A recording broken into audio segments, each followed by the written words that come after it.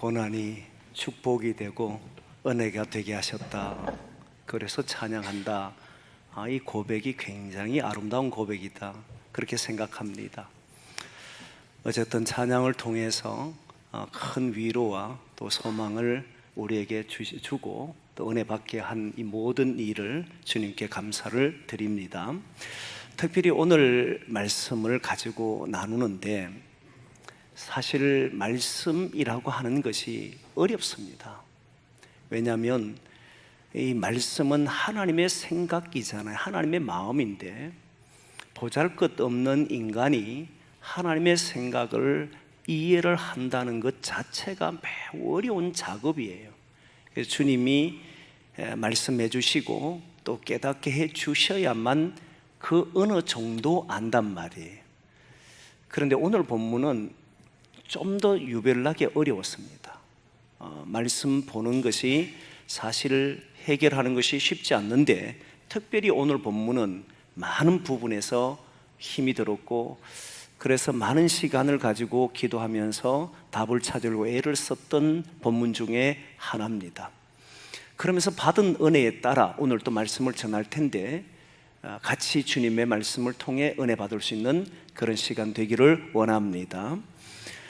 오늘 말씀을 가지고 제목을 예수님의 이름으로 명하노라 하는 제목입니다. 우리 기독인들은 항상 기도를 할 때 예수님의 이름으로 기도합니다. 그리고 어떤 문제가 있을 때마다 예수님의 이름으로 명합니다. 왜냐하면 예수님의 이름이 능력이고 소망이기 때문에 그렇습니다. 여기에는 변함이 없는데 오늘 본문에서 예수님의 이름을 사용함에도 불구하고 문제가 일어납니다. 그것에 대해서 말씀을 나누려고 하는 겁니다. 일단 오늘 본문에서 어려웠던 것이 뭐냐 하면 앞부분은 그렇게 어렵지가 않아요. 어떤 내용이냐면 바울이 에베소에 와서 한 3개월을 강론한 말씀을 가르치고 강론합니다. 그랬더니 거기에서 어떤 사람들은 믿음을 가지고 말씀에 순종하는 사람이 있는가 하면 어떤 사람들은 마음이 굳어서 말씀을 받아들이지도 않고 오히려 비방하는 사람도 있습니다. 이는 우리가 말씀을 통해 보면 항상 그렇습니다. 말씀을 들어보면 전해보면 어떤 사람은 받아들이고 어떤 사람은 받아들이지 않을 때가 있습니다. 이 내용을 가지고 말씀을 전하면 쉽지요. 우리는 말씀을 받아들이는 자가 되자, 마음을 굳게 하는 자가 되지 말자, 이런 의미로 말씀을 전하면 되지만 이런 현상들은 오늘날도 일어나기 때문에 이것이 문제되는 것이 아니고 오늘 본문 그 말씀 이어서 나오는 내용입니다. 바울이 이제 에베소 회당에서 가르쳤더니 비방하는 사람이 있게 되자 따르는 제자들, 무리들을 따로 세웁니다. 그리고 약 한 2년을 두란노 서원에서 말씀을 강론하고 가르쳤습니다. 그랬더니 그런데 이상한 일이 벌어지는데 바울의 앞치마나 또는 바울의 손수건을 누군가가 가져가서 병든 사람에게 얹으니까 병도 낫고 악기도 떠나더라, 이렇게 나오는 거예요.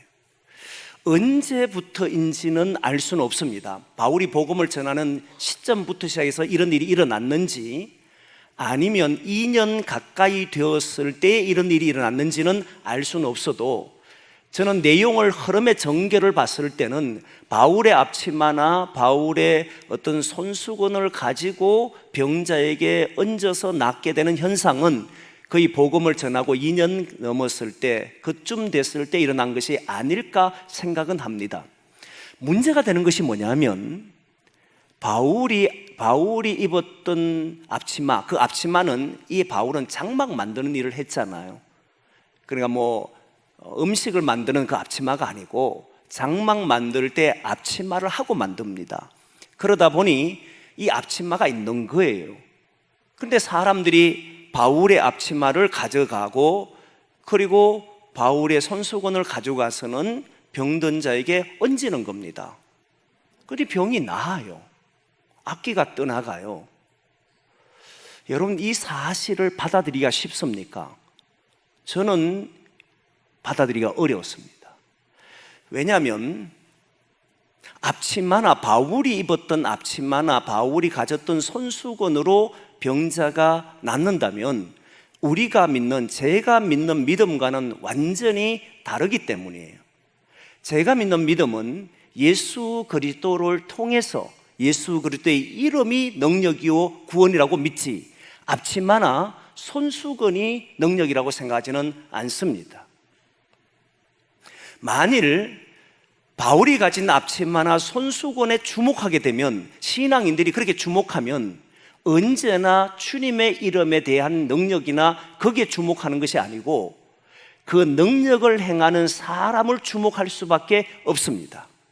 그가 가졌던, 그가 입었던, 그가 손에 들고 있는 그것이 더 훨씬 중요하게 되어버립니다. 그리고 그것을 가져다가 병자에게 얹으려고 하고 문제를 해결하려고 할 겁니다. 그러면 예수님의 이름은 그 어디에도 없게 되어버린 거예요.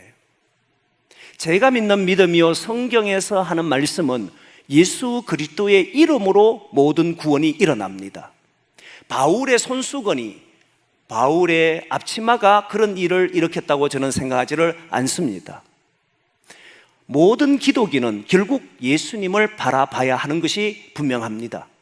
근데 성경에 분명히 바울의 앞치마와 손수건을 가져가서 얹으니까 나아버린 거예요. 실제 일어나 버렸다는 거예요. 안 일어났으면 좋았겠지만 사실로 드러나 버리니까, 그럼 바울이 가지고 있던 손수건이나 앞치마, 바울이 가지고 있던 어떤 물건이 이런 기적과 이적을 일으킨단 말이야? 라고 생각할 수 있게 돼버리는 거예요. 마치 우리가 손에 뭔가 부적을 가지면 해결되는 것처럼, 마치 신령한 어떤 물건을 가지면 그 물건이 우리를 고쳐주는 것처럼 이렇게 되어버릴 가능성이 많다는 겁니다. 저는 이걸 받아들일 수가 없습니다. 그러면 오늘 성경은 바울의 앞치마나 바울의 손수건이 그런 기적과 이적을 일으켰다고 말하느냐라고 했을 때 아니었다는 사실을 보여줍니다. 어떻게 아니었다는 걸 알 수 있느냐 하면, 오늘 본문에 보면 마술을 행하는 유대인이 있습니다.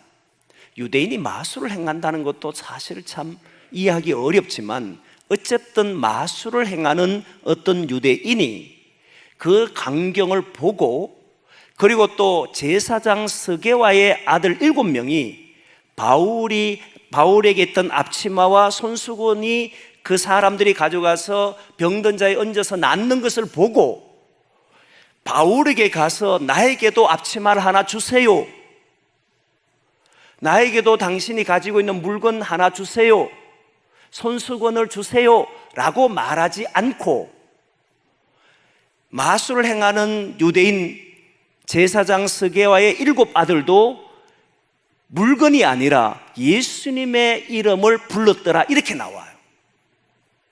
그리고 하는 말이 바울이 전파하는 예수님의 이름으로 명하더라, 이렇게 나온 겁니다.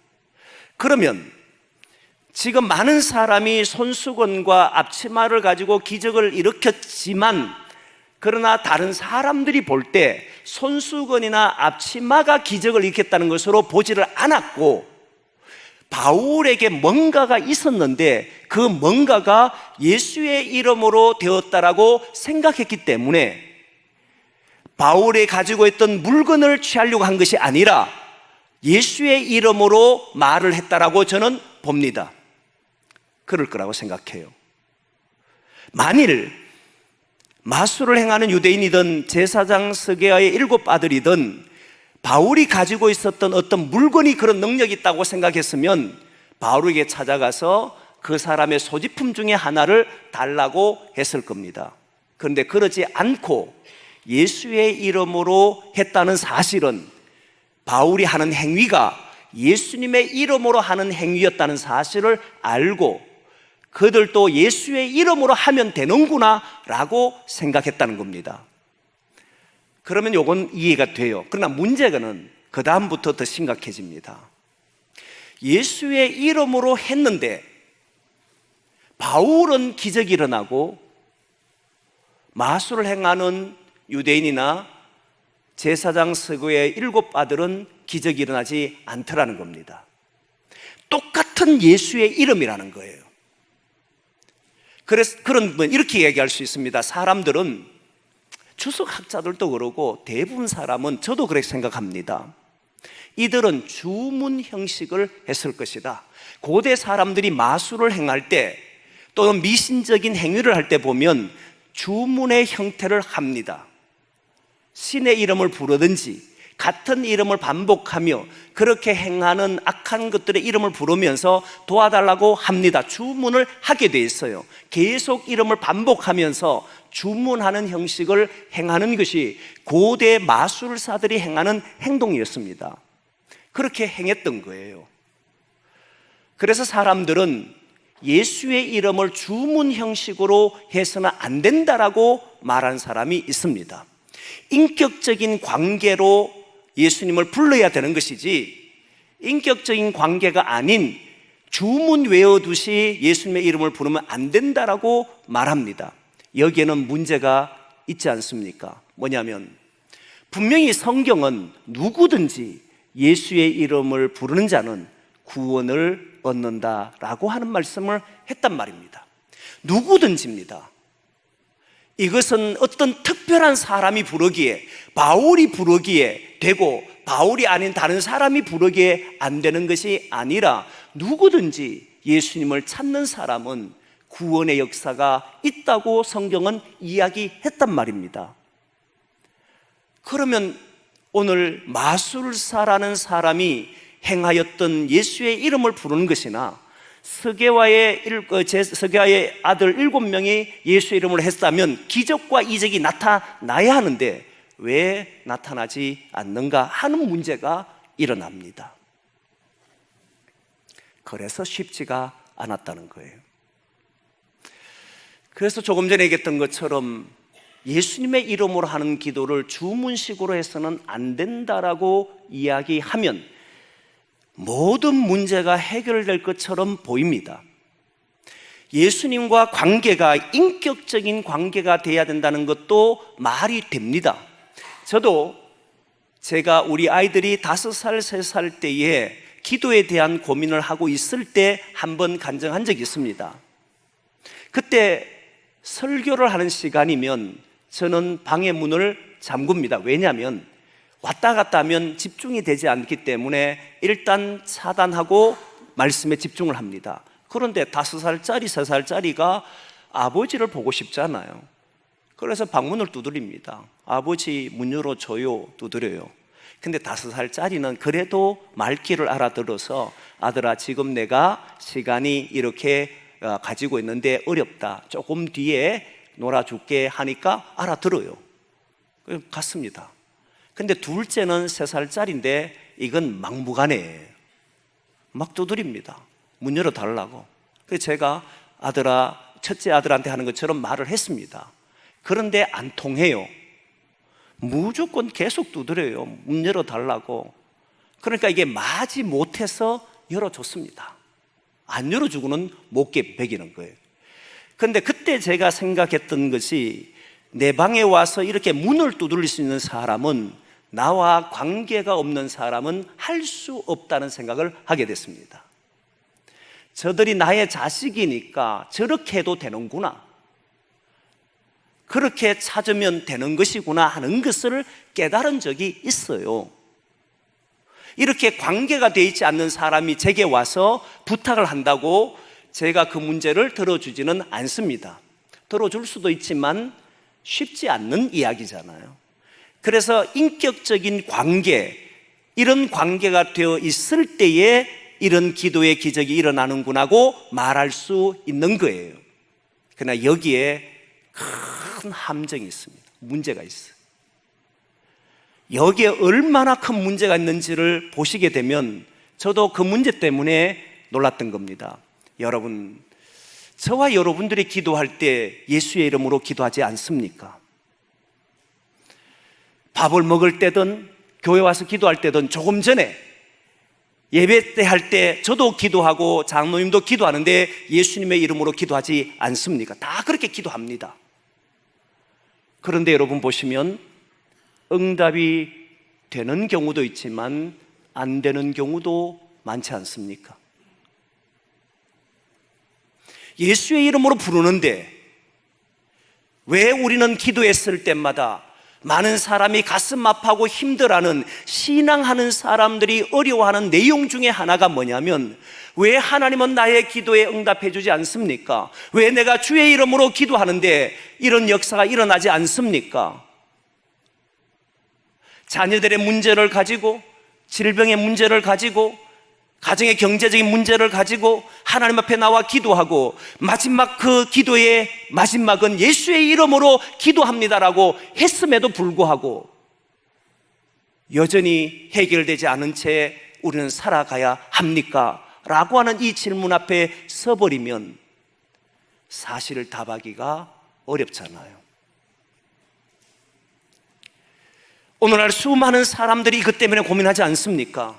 예수의 이름으로 기도하지 않습니까? 여러분들도 예수님을 기도하는데 아직 응답이 되지 않고 아직 해결되지 않아서 왜 이런 것 때문에 내가 이렇게 고민합니까? 라고 묻는 사람 없습니까? 어떤 한 사람은 30년을 기도했는데, 주님의 이름으로 기도했는데 아무런 해결책이 없을 때 왜 나는 하나님 앞에 기도를 30년 했는데도 똑같이 해결되지 않습니까? 라고 질문하는 사람이 있더라는 거예요. 어떻게 해결합니까? 네가 인격적으로 안 되었기 때문에 그렇다라고 말합니까? 아니면 믿음이 없기 때문에라고 말합니까? 바울은 믿음이 좋아서 하는 겁니까? 그러면 오늘 우리는 믿음이 없기 때문에 기도해도 응답이 안 된단 말입니까? 그러면 이렇게 말합니다. 하나님은 우리의 기도를 들었기 때문에 모든 것에 응답한다. 응답하지 않는 것도, 침묵도 응답이다 라고 말합니다. 여러분, 시원한가요? 마음이 해결됩니까? 안 되잖아요. 그렇게 해서 우리는 마음을 다잡고 살아가지만 사실은 힘들고 어려운 속에서 사는 것이 우리의 현실이잖아요. 왜 바울은 기도했을 때 예수님의 이름으로 명했을 때 기적이 일어나고, 심지어는 바울이 예수님의 명하는 것을 보면서 앞치마와 손수건을 가지고 얹어도 되는 것이 되는데 왜 우리는 그렇게 해도 되지 않는가라고 하는 이 질문 앞에 답하지 못한다면 결국 우리는 공허한 신앙을 하게 되어 있습니다. 사랑하는 성도 여러분, 오늘 본문에 있는 말씀을 다시 보게 되면 바울이 복음을 전하고 났을 때 예수의 이름으로 기적과 이적이 일어났는데 마술을 행하는 유대인이나 제사장, 서기관 7아들은 일어나지 않았습니다. 예수 이름으로 불렀습니다. 그랬더니 오히려 악기가 이렇게 말합니다. 나는 예수님도 알고 바울도 아는데 너는 도대체 누구냐? 그러더니 막 그 위에 올라타서 목을 조르고 막, 그러니까 상처를 입으니까 이 서기관의 7아들이 놀래가지고 막 벗은 몸으로 도망을 갔잖아요. 그 집에 도망 나옵니다. 바울도 안 돼요. 예수님도 안 돼요. 그래서 서기관, 네 아들 이름은 몰라서 하나님이 역사하지 않았느냐, 이렇게 볼 수 있잖아요. 그런데 여기에 우리 신앙인의 답이 있습니다. 뭐냐면 바울이 기도했기 때문에 역사가 일어난 게 아니라는 겁니다. 이걸 잘 이해하셔야 돼요. 기도의 응답의 역사는 결국 주님이 임재했을 때만 일어납니다. 내가 예수의 이름을 수천 번 부르고 수만 번 불렀다 할지라도 주님께서 오늘 이 자리에 오지 않으면 그 역사는 일어나지 않는다는 사실이에요. 조금 더 쉽게 예를 들면, 여러분, 어둠아 물러가라 라고 한다고 해서 물러가질 않습니다. 예수의 이름으로 어둠아 물러가라 라고 한다고 해서 어둠은 물러가지 않습니다. 어둠이 물러가는 유일한 길은 빛이 비쳤을 때만 물러갑니다. 빛이 비쳐야만 어둠은 사라집니다. 성경은 이 땅을 보고 어둠이라고 이야기했습니다. 죄 아래 있다라고 이야기합니다. 모든 사람은 두려움과 불안 속에 산다라고 이야기합니다. 모든 사람이 이 문제를 극복할 수 있는 유일한 길은, 어둠이 사라질 수 있는 유일한 길은 성경은 예수님을 빛이라고 이야기했습니다. 예수님께서 이 땅에 임재하셨을 때만 그 어둠은 사라진다는 거예요. 우리가 예수의 이름으로 기도할 때 그때 예수님은 우리의 기도를 듣습니다. 예수님께서 우리의 간구하는 소리를 듣습니다. 그러나 그 문제의 해결은 결국 우리가 불렀기 때문에 일어나는 것이 아니라 주님이 이 땅에 우리의 문제에 역사했을 때만 일어나더라는 겁니다. 여러분, 이 믿음이 얼마나 위대한 것인지 아십니까? 이런 믿음으로 살아가는 것이 얼마나 놀라운지 아십니까? 사랑하는 성도 여러분, 베드로와 요한이 성전 미문에 앉아있던 나면서부터 걷지 못한 사람이 있었다는 것 우리는 압니다. 그가 40세쯤 되었습니다. 40년 동안 나면서 걷지를 못했어요. 나면서 걷지를 못했다는 것은 당사자도 일어나겠다는 생각을 해본 적이 없다 이 말입니다. 어릴 때는 했겠지요. 이렇게 조금 있다 보면 나도 일어나겠지, 또 누군가 기도하면 일어나겠지, 이런 생각을 가지고 살았을 거 아니겠습니까? 그러나 세월이 더해지고 10년이 지나고 20년 지나도 일어날 수 없으면 나는 일어날 수 없는 사람이구나 라고 생각하고 구걸 함으로써 자기의 생명을 연장하는 삶을 살았을 거잖아요. 베드로도 그렇게 생각했습니다. 그의 부모도 그렇게 생각했을 것이고 그의 주변의 친구들도, 모든 사람도 이 사람은 일어날 수 없어 라고 생각했습니다. 그런데 베드로가 매일 그 성전 미문에 앉아서 구걸하던 사람을 안식일 날 아침에 올라가면서 그 사람을 봅니다. 그전에는 보이지 않던 이 사람을 눈으로 보고는 이 사람에게 우리를 주목해 보라고 이야기합니다.